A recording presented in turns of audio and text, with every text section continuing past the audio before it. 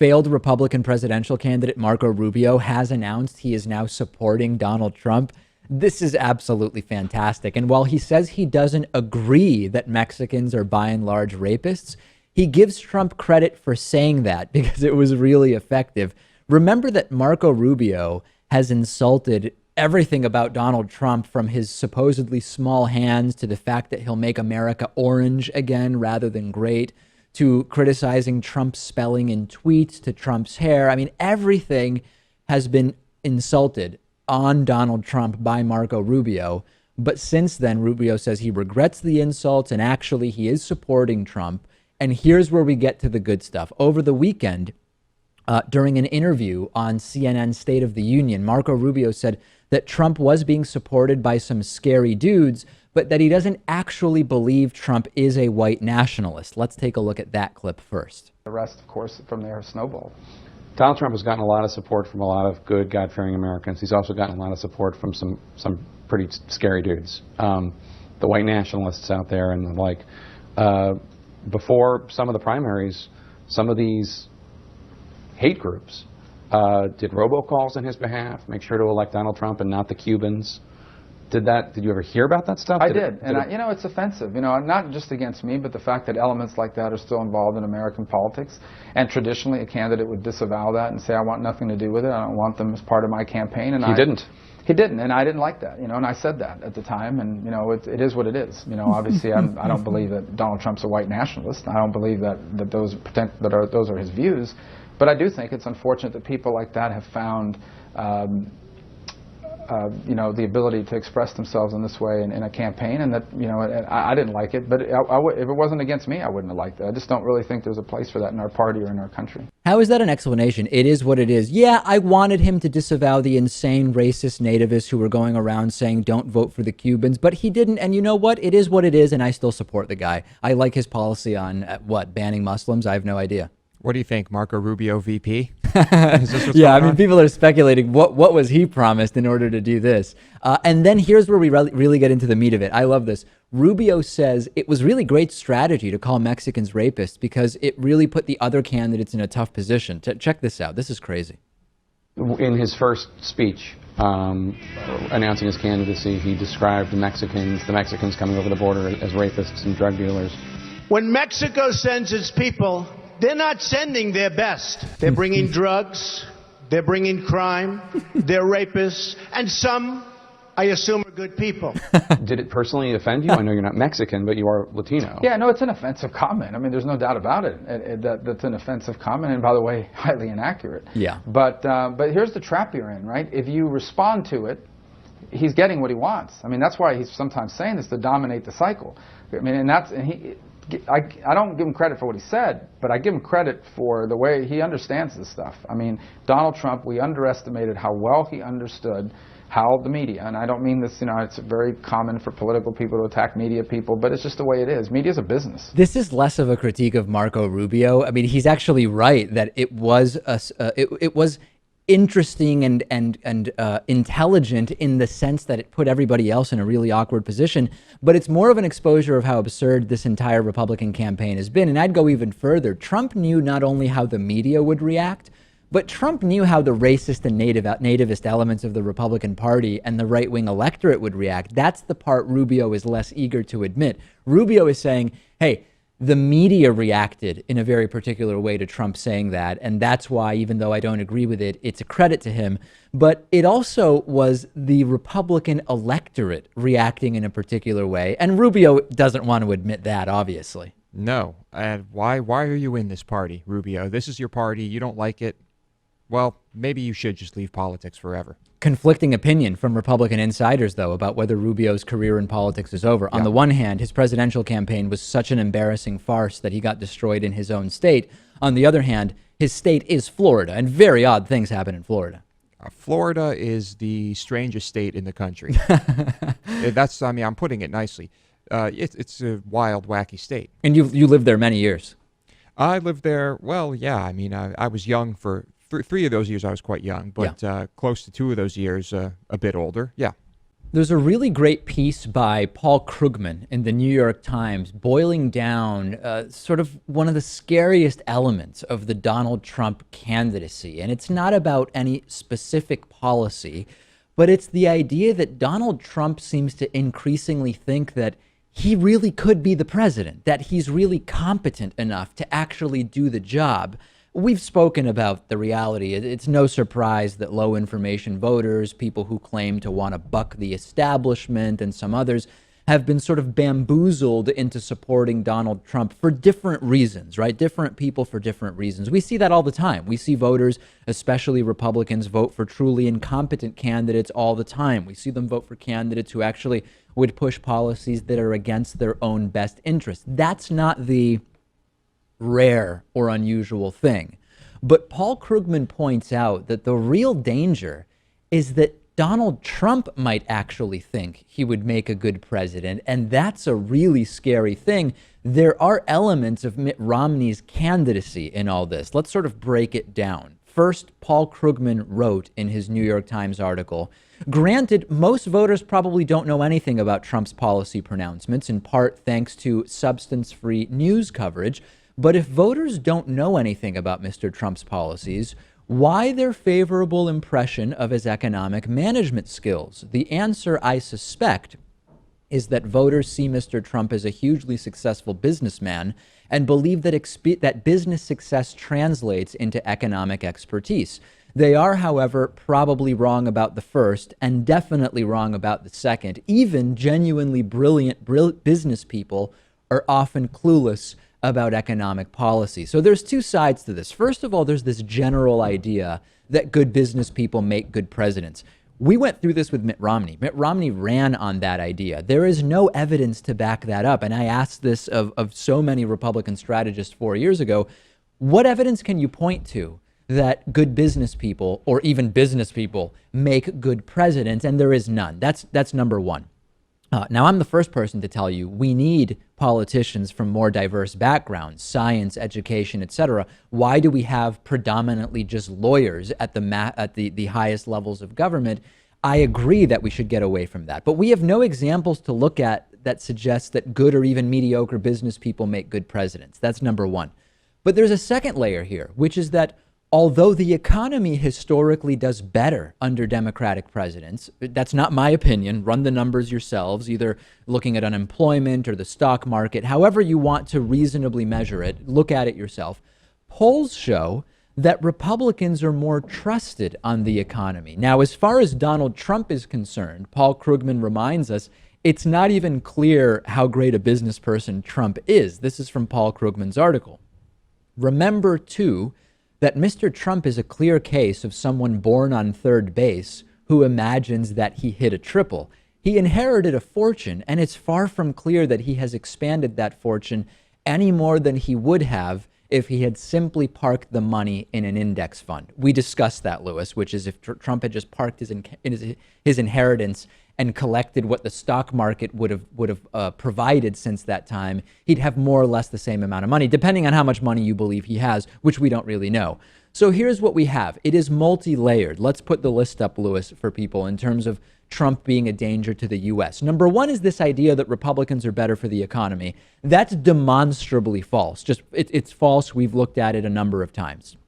Then we have the idea that good business people make good presidents. Maybe it can be true, but we have no evidence to support that idea. And then we have the narrative around Trump, which is that Donald Trump is a good businessman. That's demonstrably false in that he's done nothing with his inheritance that he couldn't have done simply by hanging around, drinking whatever it is he likes to drink, and letting the money accrue in index funds. So it isn't clear if Donald Trump thought he could be president at the beginning of this horrible experiment. But at this point, he must believe, Lewis, at least to some extent, that he could probably do this job. And that's the real danger and nightmare here. Without a doubt. I'm quite certain Donald Trump thinks that he could do just about anything. He's very, very confident, a very confident guy. And still, a president does have to hire a cabinet. You have to have your cabinet, you have your administration, you have your advisors, you have all of that stuff. I'm glad you bring that up. Are they going to let Donald Trump just do whatever he wants? Well, Donald Trump's claim all along has been, when I don't know, I'm going to hire the best people. The best people was going to be Donald Trump's saving grace from the fact that he doesn't know that much. Meanwhile, we saw him hire Ben Carson to help him find a vice president. That didn't last too long. And I'll remind you of one name, Healy Baumgardner. Look her up and see if there's any evidence that Trump is actually going to hire good people. So I think that the specifically on the economy, the idea that Trump is going to save the economy is ridiculous. Most of the things he says he would do can't be done, or he was part of the problem in creating, including sending jobs, which now no longer exist, to Mexico and China. It is a horror show, ladies and gentlemen, and Paul Krugman doing a good job of pointing this out. Presumptive Republican presidential nominee Donald Trump has pushed so many insane conspiracy theories, and many of his supporters love it. In fact, he has many supporters because he has promoted a lot of insane conspiracy theories. Raw Story found at least 58 different conspiracy theories promoted by Donald Trump. They range on everything from, I don't know, immigration to President Obama's birthplace and birth certificate. And my use of the term promoting is important because when questioned directly, sometimes Trump will be vague about whether he personally believes it. He'll say, whoa, well, I heard this, or such and such said it, but I'm not saying I necessarily believe it. I'm going to give you some examples here. I'm merely skipping around. We can't do all 58. Take a look. Here's a list, and I will just go through some of these. Birtherism. Of course, Donald Trump for years suggested that President Obama fabricated his birth certificate in order to pretend to be eligible to run for president. Donald Trump embraced the far-right conspiracy that President Obama didn't even write his book, Dreams from My Father. He mentioned that in a 2012 Fox News appearance. He also offered $50 million to charity if President Obama would release his college records, arguing Obama came out of nowhere. No one at Columbia University has heard of President Obama. President Obama wears a secret Muslim ring. This is a conspiracy theory created, if I recall correctly, by WorldNet Daily's resident conspiracy theorist Jerome Corsi. He also suggested and implied that the 1993 death of Vince Foster, an aide to then President Bill Clinton, was very fishy. This is, of course, one of the most researched suicides in the last 30 years. And you'll remember that in at least 3 separate interviews during the 2016 race, he claimed that Rafael Cruz, Ted Cruz's father, was involved in the assassination of President John F. Kennedy, which might strike you as odd.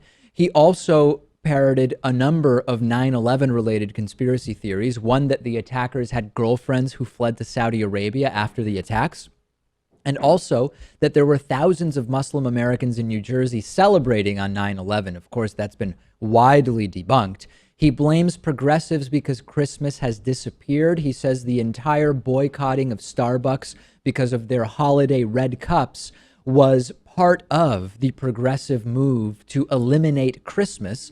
And he also has lied and said that President Obama manipulated immigration numbers. Of course, no evidence of that whatsoever.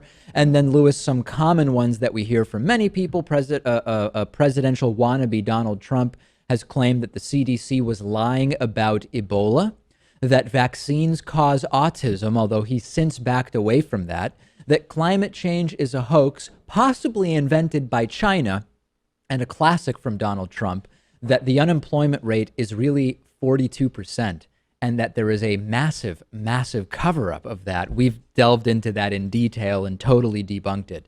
The sad thing, Lewis, and this is just a sampling of the 58-plus conspiracy theories that Donald Trump has promoted, I don't think it really matters. I don't believe that his supporters at this point would care if he said the moon landing was staged, because he is going well beyond that.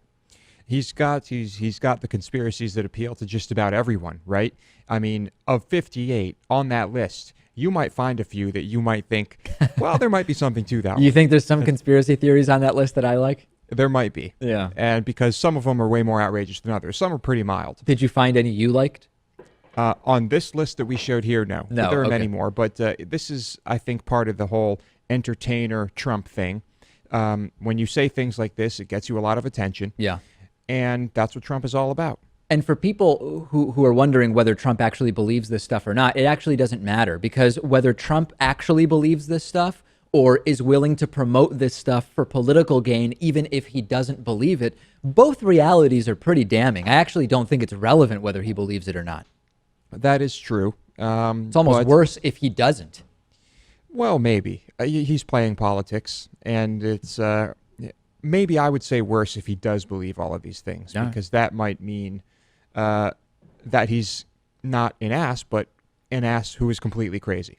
In a stunning escalation of the seemingly mutual fandom between Donald Trump and North Korean dictator Kim Jong-un, both sporting interesting haircuts in this picture that we're using, North Korean state media has praised Republican presidential candidate Donald Trump as a far-sighted and wise politician. Now, by far-sighted, I assume they don't mean he needs reading glasses. I assume that he means that he sees into the future. Let me first remind you of Donald Trump's comments about North Korean dictator Kim Jong-un not that long ago. But if you look at North Korea, this guy, he's like a maniac. Okay? And you got to give him credit. Yeah. How many young guys, he was like 26 or 25 when his father died, take over these tough generals, and all of a sudden, it's pretty amazing when you think of it. How does he do that? Even though it is a culture and it's a cultural thing, he goes in, he takes over, and he's the boss. It's incredible. He wiped out the uncle. He wiped out this one, that one. I mean, this guy doesn't play games. Yeah, truly, truly amazing. So according to NK News, yesterday, an editorial in the state news outlet DPRK Today said there are many positive aspects to Donald Trump's inflammatory policies, like his proposals to stay out of the conflict between North and South Korea. The piece referred to Trump's comments 2 months ago about withdrawing U.S. troops from South Korea if the country doesn't increase its spending to help alleviate the cost of housing troops. The editorial is not an endorsement, Lewis, from the North Korean government, but when you have a totalitarian government controlling the press completely, it's certainly worth something. Yeah, it's interesting to watch these two kind of throw bouquets at each other.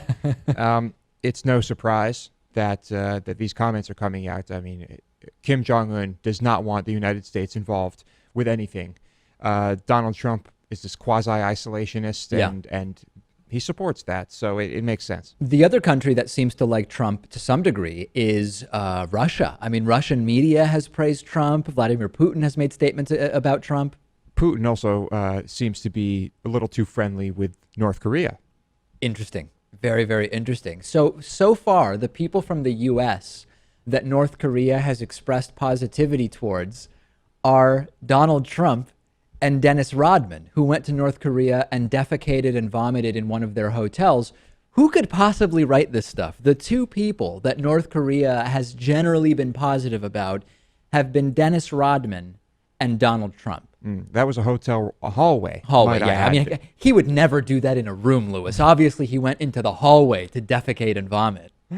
Well, after Trump becomes president, perhaps Dennis Rodman will be appointed as the first North Korean ambassador for the United States in a very long time, yeah. Yes, no doubt. And this will be the beginning of a new friendship between Trump, Kim Jong-un, and Putin. It'll be a great allegiance. This is going to sound like a fake story, but it is all too real. I've been telling you about this Trump University case that's going on against Donald Trump. Trump had this thing called Trump University that by every indication was a total scam. Basically, it started as a free seminar, which was just a sales pitch for a $1,500 class, which was just a sales pitch for a $20,000 class, none of which really taught you anything of value. And the latest news is that the case is moving forward. Trump has tried to dismiss the entire thing, says it's bogus, says he could have settled, but he wants to win.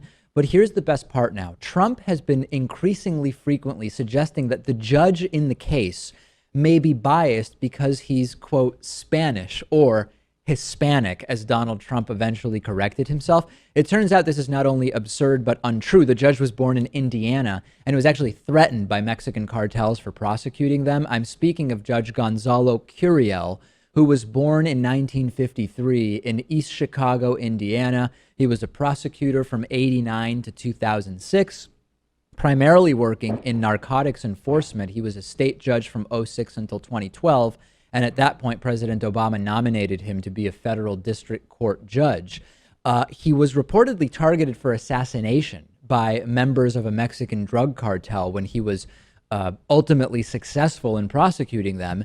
And Trump has gone after Curiel as a Mexican who's attacking Trump because of his ethnic heritage. A couple months ago at a rally in Bentonville, Arkansas, Trump wanted to basically minimize the entire case against Trump University. And he said, well, this judge has tremendous hostility against me because he's, quote, Spanish. Here's a quote from Trump. The judge should have thrown the case out on summary judgment. But because it was me and because there's a hostility towards me by the judge, tremendous hostility beyond belief, I believe he happens to be Spanish, which is fine. He's Hispanic, which is fine. And we haven't asked for a recusal, which we may do, but we have a judge who's very hostile. Can you imagine saying, we need a new judge because he's Hispanic? This is absurd. Yeah, typical Trump rhetoric, tremendous hostility. Yeah. Throwing that word in every chance he You gets. you can't make this stuff up. No. And he's not really citing any reason why there's this hostility or proof of this hostility. Well, you know be? why, Lewis? Because Hispanics incorrectly believe Trump is mean to them because he's going to build the wall, or most of them are rapists, although some, I'm sure, are probably good people. So then 2 days later, he goes on Fox News with Chris Wallace and he says the following. I think the judge has been extremely hostile to me. I think it has to do with the fact I'm very, very strong on the border, and he happens to be extremely hostile to me. We have a very hostile judge. He is Hispanic, and he is very hostile to me. And then last Friday, yeah, I know. Then last Friday, Trump spent 12 minutes during a campaign speech talking about Judge Curiel and this thinly veiled racist tirade against him. Recently, CNN's Jim Acosta asked Trump, why do you have to mention that he's Mexican? How is that relevant? And Trump said, because I'm a man of principle. People are being played for fools by this guy. Meanwhile, former Trump University workers are calling the school a lie and a scheme, including Ronald Schnackenberg, a former sales manager for the company, saying, I believe that Trump University was a fraudulent scheme. The position from some Trump advisors is Ronald Schnackenberg is suing Donald Trump. So, of course, he's going to say that. But it is not looking good, Lewis. No. Any judge who wasn't paid off by Trump or something like that would realize that something very strange was going on with this Trump University stuff. This is just a way for Donald Trump to kind of deflect and make things not look so bad. Well, the judge is Hispanic. I mean, so there, you know. So that must mean he's hostile. Tremendous hostility. We'll take a break. Plenty more after this.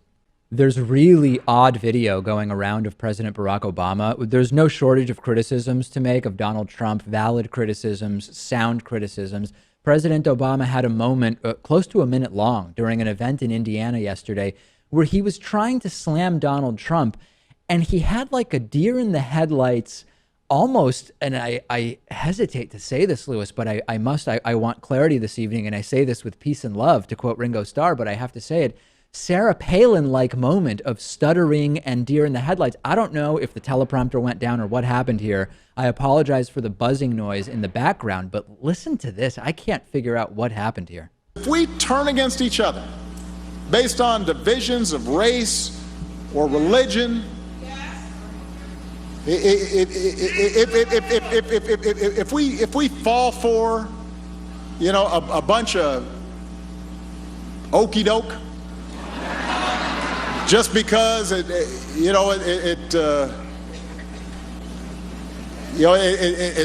sounds funny or the tweets are provocative, then we're not going to build on the progress that. I get the point. Not really President Obama at his most eloquent. I mean, for Sarah Palin, this would be what I would call an unmitigated success if she was able to be this coherent during a speech. But President Obama, if you're watching the video, looking around almost like he's tracking a fly in front of him, right? I mean, this is very un-Obama-like. It does look, the speculation is that the teleprompter stopped working. Yeah.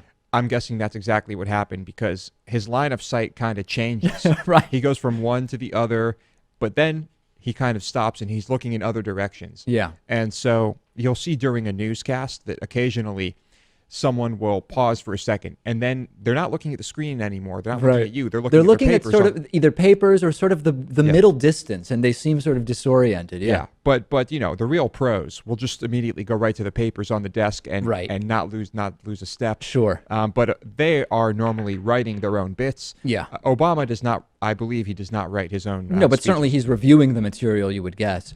Rachel is here. Rachel, I know you watched this earlier. You seem to find. What do you think happened here, if you had to guess? I want to let you chime in. I would probably go with the idea that the teleprompter stopped working, because I feel like you can, when you're tracking his range of vision, it does kind of seem to change. So I think that's the most likely explanation. Yeah, and you've dealt with teleprompters going down during speeches, I know, and you would not have handled it in this way, right?